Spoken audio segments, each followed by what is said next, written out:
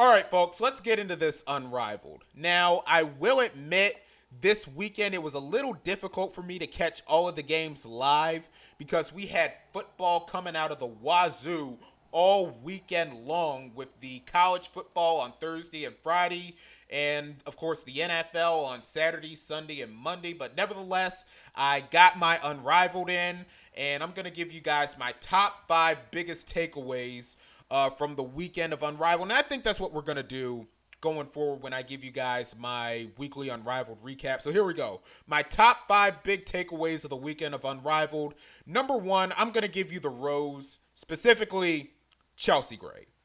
Chelsea Lakeisha Gray. Folks, we are running out of words and ways to describe how great Chelsea Gray has been in Unrivaled.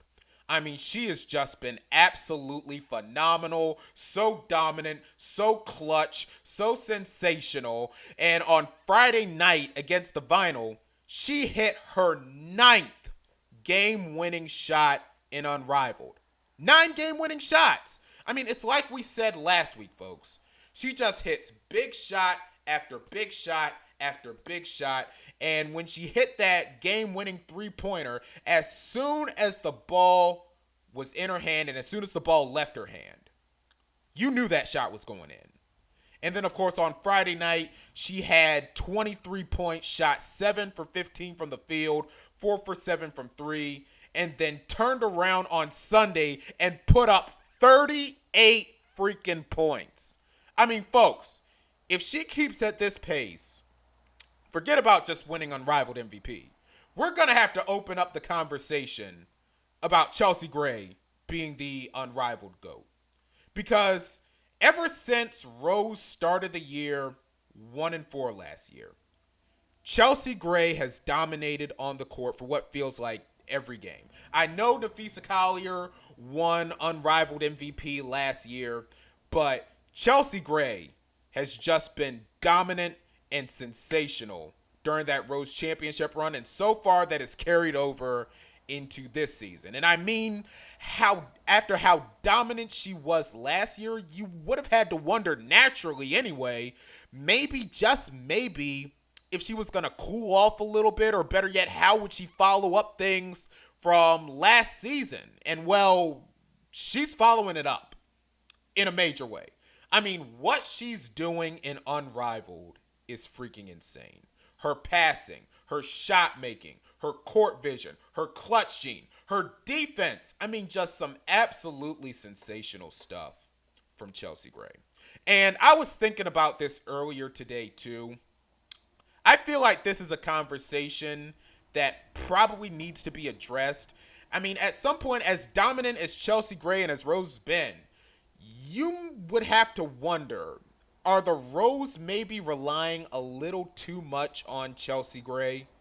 Because I think you can make a case that if it wasn't for Chelsea Gray, Rose probably would have been 1-2 right now instead of the 3-0. And of course, Chelsea Gray bringing them back into those games. I mean, we already know Chelsea Gray is unequivocally the best player on that Rose team.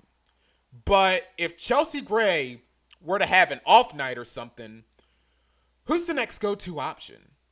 I mean, is it Azurá Stevens, who I think is separating herself as the second best player on that Rose team? Is it Azurá? Is it Shakira Austin? Is it Suge Sutton, who I've loved so far in Unrivaled? I mean, as great as the Rose and Chelsea Gray has been, I feel like this was a conversation that I think needed to be had there. But nevertheless, great stuff from Rose and from Chelsea Gray over the weekend in Unrivaled. That's item number one. Item number two, I'm going to give you the Breeze. Breeze Basketball Club is fun. Really fun. They split their games over the weekend, got the win against Hive on Friday night, and even though the score was 73-62, the score was closer than the game actually was. And then, of course, Breeze lost a close one to Rose on Sunday, and Dom Malonga was superb in the 2 games over the weekend. had a double-double on Friday, 15 points and 13 rebounds, and then had 20 and 5 on Sunday. And I'm guessing she must have heard what I said about her in the paint last week against Aaliyah Boston, because she was great on both sides of the ball. And also, how good has Rickea Jackson been so far? 16 and 6 on Friday, and then 20 and 4 on Sunday. That's definitely some great stuff there from Rickea and Cam Brink. Now listen, I will say this. Cam Brink has looked good in Unrivaled so far, but she's got to clean up the fouls. Cam Brink has had 5 fouls in 2 of the first 3 games of the Unrivaled slate. I mean, listen, it's like every time you look up, Cam Brink is in foul trouble. But nevertheless, as good as she's been, she's the main thing is she's got to clean up the fouls. That's important there. And Paige Beckers, she has been as electric as she has been efficient in these Unrivaled games. And of course, hitting the dagger on Friday night against Hive. And we can't forget about Kate Martin. Kate Money Martin providing sparks for this team. And listen, we already knew before the year that this was going to be a fun club. And so far, that has been the case for Breeze. That is item number 2 there. Item number 3, I'm going to give you Vinyl. So, of course, the story with Vinyl, De'Erica Hamby scored the first 40-point game in Unrivaled history. She did it on Sunday against the Hive Basketball Club, and she also hit the game winner in the game. And listen, De'Erica Hamby's had a lot of high-scoring performances during the 2 years of Unrivaled. She had a couple of 30-point games last year and then scored 40 on Sunday. So that's a good job there by De'Erica. And for the Vinyl as a whole, I think you can make a case that Vinyl should be 3-0 right now. Of course, they lost that double-digit lead to Laces in the opener. And listen, they had Rose beat on Friday night. And I want to get into the last 2 possessions of that game on Friday. So it was 67-63 Vinyl on their second to last possession. And of course, after a couple of fouls to give later by Rose, Courtney Williams tried to go for a contested mid-range jumper off the pick and roll with 8 seconds on the shot clock. And honestly, that was never going to be a good shot to begin with. It gets blocked by Chelsea Gray. Rose goes down the court. Chelsea Gray, of course, hit that 3 to cut the lead to 2, the deficit to 2 rather. And then Vinyl comes back, and Courtney Williams took another contested mid-range jumper with 8 on the shot clock. She missed it. Rose gets it. Chelsea hit the dagger 3. Ball game over. And listen, I feel like there were a couple of options in that game. I mean, Ryan Howard was shooting the ball well in that game. I mean, a De'Erica Hamby cut to the basket wouldn't have hurt. But I felt like it was more of a Rose win than a Vinyl loss. So I'll give Rose credit for that. But I'm not really too big of a fan of all the rush shots and the settling for jumpers. But I think there is a case. There is a case that Vinyl probably should be 3-0 right now. That's item number 3. Number 4, I'm going to give you the Lunar Owls. So far, the Lunar Owls are not off to a good start. They are 0-3 to start the season.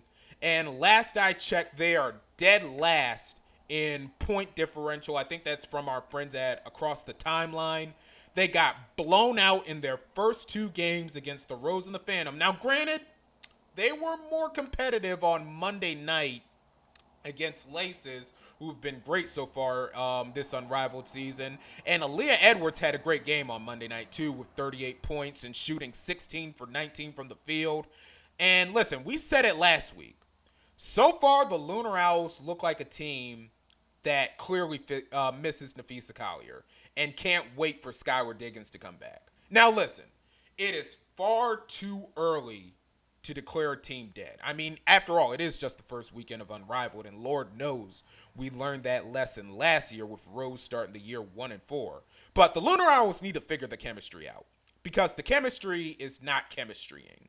Now, when Skylar Diggins does come back, I do think it's going to help the Owls and maybe give them a lift.